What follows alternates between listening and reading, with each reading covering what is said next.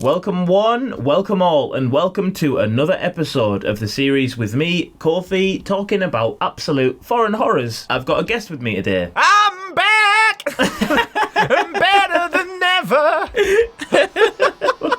Today, we'll be talking about a film called Blood Red Sky, which is an English/German film. It starts off with a hijacking of an airplane. We find out that Nadia, a woman with leukemia, Or seemingly with leukemia. she tries to fly to New York to find the cure for her illness, and then the plane is hijacked. We see these hijackers, they kill 3 of the air marshals, Yes. don't they? And they fuck the black box. They do. What goes on here? Well, one of the terrorists is one of the stewards, and he's like being poisoned as the steward, and he's kind of like not the main one who runs the team, but he's like the main villain of the film. He's called 8-Ball. I think he was excellent. He's played by a German actor who I've never seen before called Alexander Scheer, and he, to me, was like, if Batman was created in Germany, he would be the Joker. That's a really, really good idea, Yeah, actually. just carried himself well, I think. But yeah, it took quite a left turn because going into the film, I knew that it was a vampire film, but the way that it was realised, I think was actually pretty cool. This woman with leukemia, why is she so fucking strange, and why is she hiding her leukemia so much? What happens is her son, little fucking idiot by the Elias. way, what a knobhead. All the hijackers are like, right, everyone on this plane, do not move or we'll murder you. And the kid's like, Mum, we should go and hide. She's like, no, son, we shouldn't hide. There's people with guns. So he's like, Mum.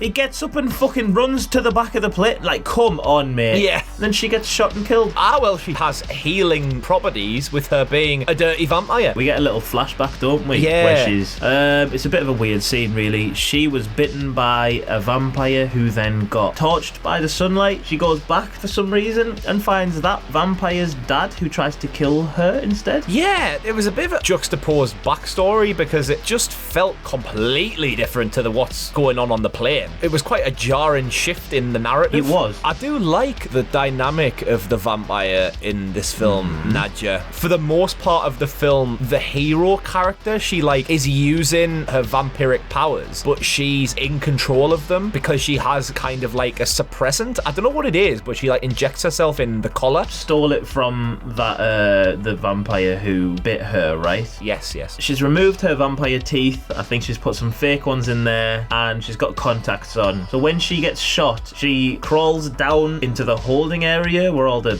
like luggage and stuff, and takes her false teeth out. Her vampire teeth grow straight back, don't they? Yeah, which is weird, isn't it? Because it's like, have the false teeth blocked the vampire teeth coming They back? just sit up there. Yeah, they're Like- just sitting there waiting, like, as soon as the false teeth are out, it's like, whoop. I think she's like a good vampire because she's like, I don't want anyone to be subject to this, so I've got to survive right now, but I've also got to kill this person so they don't become a vampire and infect everyone in the fucking world. Yeah, it's like a double-edged sword for her, really, isn't it? It's like she has to feed to keep her vampiric form and keep her strength, but she's using that strength to try and save the people on the plane, which was quite cool. I like that as an idea, and the design of her, very Nosferatu, you know, the classic baldness and, you know, the pointy ears. I like the change, to be honest. It's like as the film progresses, she evolves more into being a proper full-on vampire. It's great. There was what's his name? Dominic Purcell was in it. Yes, he was. He was the original vampire in Blade 3, wasn't he? He was Dracula. Yeah. They have this other guy called Farid, who he's like a bit of a savior guy, isn't he? He looks after Nadia's kid, but this Farid, they take him and they make him record a message saying that we're suicide bombers and we've taken over this plane now, so it looks like he's the hijacker when he's not. The terrorists' plan at this point, by the way, which we haven't even mentioned, is really fucking convoluted, isn't it? I mean, it's not complicated, but it's just stupid. So the terrorists' plan is to, basically, they're all in the stock market and they're going to try and short the plane companies by crashing a plane so that all of the stock's short and they'll make fucking millions from it. It's like, oh my god, could you imagine that though? It's like, oh, right, I'm gonna short Tesla, gonna assassinate Elon Musk.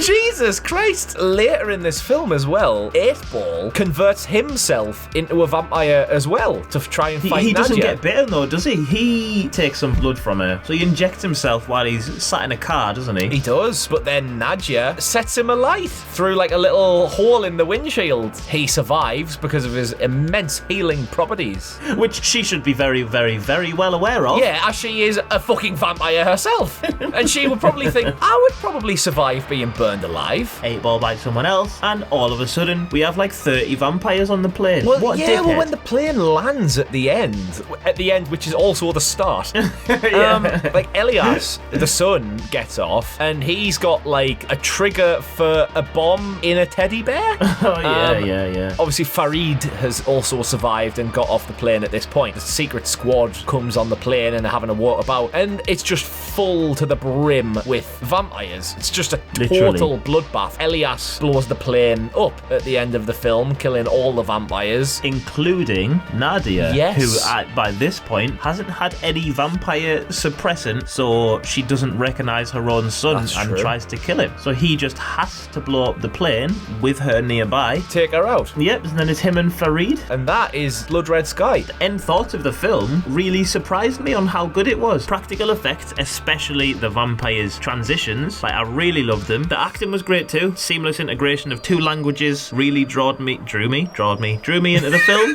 It really drew me as well, mate. I really want to watch it again because it was amazing. What did you think yourself? I echo a lot of the points that you yourself have made, namely just the fluidity of the language use. I do like the concept of the film in terms of the setting and the scenario. I think that the whole subplot of why the terrorists are doing what they're doing was a bit ridiculous. It felt a lot longer than it should have been for me. I think it was about 2 hours long, this film. This is an hour and 25 minutes of concept here. The backstory stuff actually wasn't that necessary. I think it would have been fine to just have Nadia becoming a vampire on the plane and then her explain about what the suppressant is. Yeah, true. But other than that, they're like my only things. I think it's definitely worth a watch. It's great to see that, especially on UK Netflix, there are international films getting more recognition. Definitely, yeah. Don't be afraid of subtitles, anyone. And if you like subtitles, there's another sub that you will like, the subscribe button. Nice. Yes. Can you ask for a subscription, Kofi? Ein German. Abonnieren bitte! Dankeschön!